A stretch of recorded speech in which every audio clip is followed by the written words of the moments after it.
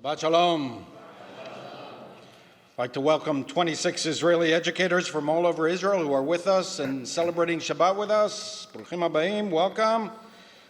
They are what's called Tali educators, a unique approach to education that seeks to strengthen knowledge of Jewish texts and traditions in Israeli schools. The educators are in the United States to learn more about different modes of Jewish practice here that might stimulate new approaches in their pedagogy in Israel. Prior to the service, we had an opportunity to sit down and raise all of the problems and challenges of the Jewish world, and you will be pleased to know that we resolved them all. You can rest easy on this Shabbat. There are no problems. All of them have been fixed. Friends, you're among family here. How good it is for brothers and sisters to dwell together in peace. It's a great joy and an honor for us to have you come to our synagogue and celebrate Shabbat with us. It's especially meaningful that we have this opportunity to comfort one another a day after the hideous terror attack in Tel Aviv. We grieve with and offer condolences to the 14 Israelis who have been murdered in the past 2 weeks across the country. And we pray for a refuah shlema, a speedy and full recovery of the body and of the spirit for those who have been wounded. Our synagogue is not neutral on Israel. We are not neutral on Judaism, and we are not neutral on the Jewish people. That's not our job, to be neutral. We are passionate partisans. We will always stand by Israel's side, no matter what. We will never abandon Israel or give aid and comfort to Israel's enemies. No matter the grievance, we will never justify, whitewash, or excuse terror. And we will always support Israel's right and moral obligation to defend itself against all attacks. We're not uncritical. An uncritical Jew is a contradiction in terms. There was never, and there never will be, such a creature. We are a highly contentious people. We've always been that way. We like ourselves this way. While not uncritical, we are unconditionally bound to each other. You and Israel are bound to us as well. Kol Yisrael arevin ze bazeh. All Jews are responsible one for the other. The fate of one Jew is the fate of all Jews. Whether we live in Brussels, Budapest, Berlin, Buenos Aires, Barcelona, Bordeaux, Baltimore, or Beersheba. I was in Tel Aviv 2 weeks ago. I strolled Dizengoff Street several times and frequently passed the very bar that was assaulted last night. Tel Aviv is the heart of Israel, and Dizengoff Street is the heart of Tel Aviv. It was purposely targeted yesterday, Thursday, at around 9 p.m., when Israelis begin weekend celebrations.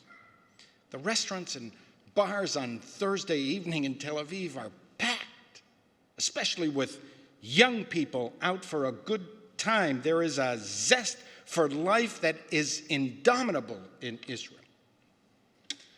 Tel Aviv is one of the great cities of the world. Finally,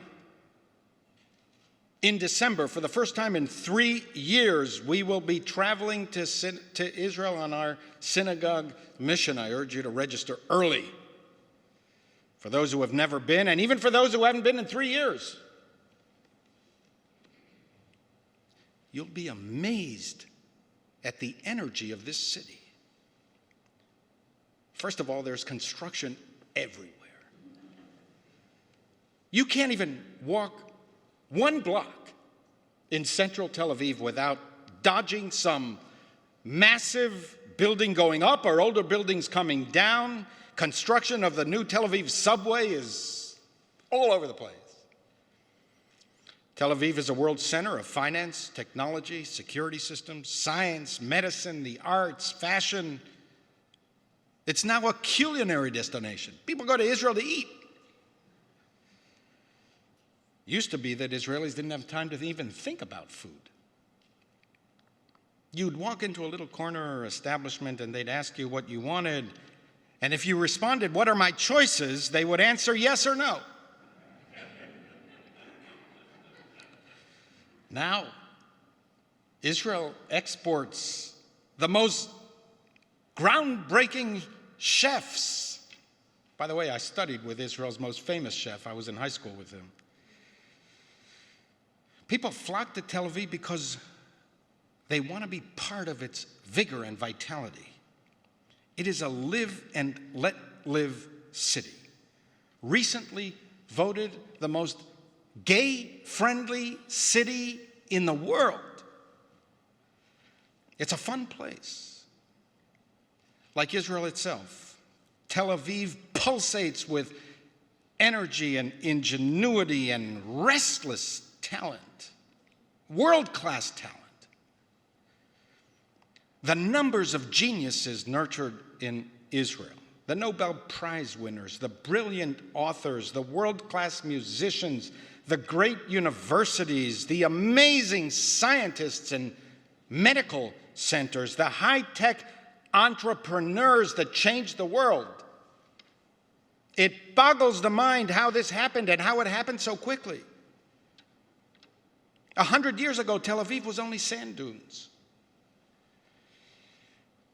Tel Aviv is joy of life, liberalism, freedom, ambition, and it is this that our enemies hate and envy. Do not underestimate the role of envy that drives extremism. Our guests are here today to learn from us. So too, we have much to learn from Israelis. Israelis teach us how to yearn for normalcy in an abnormal region. Israelis possess a fierce desire to carry on no matter what. And not simply to carry on, but to live life in living color. Ingenuity, vivacity, beauty, the drive to compete with the best in the world, and to live unapologetically and unreservedly proud and free. It's an amazing thing. Israelis never feel sorry for themselves. You go to a terrorist place 24 or 48 hours later, you can almost not see memory of what happened there before 2 or 3 days. Israelis don't lament their fate. They do not despair. They offer the world an astounding example of prevailing over adversity. Look at what a people can do with a sliver of territory and an opportunity for self-determination. There are people who know how to deal with terrorists in Israel. In the meantime, life goes on. There is more to do, more to accomplish, more to love, more to embrace, more to discover, more to enjoy for all of the fleeting days granted us under the sun. Love of life bubbles up from every street corner and every fashion house, art gallery, and concert hall in Tel Aviv, from every high-tech hub and every citadel of higher learning. Israelis embrace life with voracious abandon. They love life. They rejoice in life. They reject disillusion and despair.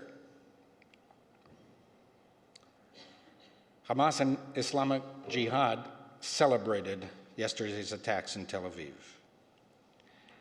They regularly predict Israel's demise because, as they explain, we, Hamas and Islamic Jihad, we love death more than you love life. They're clueless. Love of life ultimately prevails. Russia's horrific and brutal invasion of Ukraine should be a clarifying moment for Jews, but also for the Western world. The yearning for peace must rest on the willingness to defend yourself. One of the central lessons of Jewish existence is that powerlessness leads to catastrophe for Jews. A people could never put itself at the mercy of the marauding beasts. It can never depend on outsiders for protection. They won't come. They won't come to save you. Powerlessness leads to more abuse, not less. It leads to the strong savaging the weak, especially in the Middle East. Open up any newspaper on any given day and see the truth for yourself. Zionism is about empowerment, to rewrite the Jewish story in the annals of history, not as a victim, but as a proactive agent of progress and social repair. What we have discovered is what other nations have discovered too. Wielding power is fraught with potential for arrogance and excess. But Jewish history proves to us emphatically that it is far better to have power and to struggle with its moral dilemmas of wielding it than to be powerless and at the mercy of the dark lords. I love Shabbat in Tel Aviv. I love standing on the promenade at around 11 a.m., the sea at my face, this amazing city at my back. For me, 11 o'clock on Shabbat morning in Tel Aviv is often a moment more pregnant with spiritual meaning than even Shabbat at 11 o'clock in a synagogue. I just stand and look at the ocean, contemplating the history of our people in the West, beyond the horizon, filled with many accomplishments, but also so many trials, tribulations, and tragedies.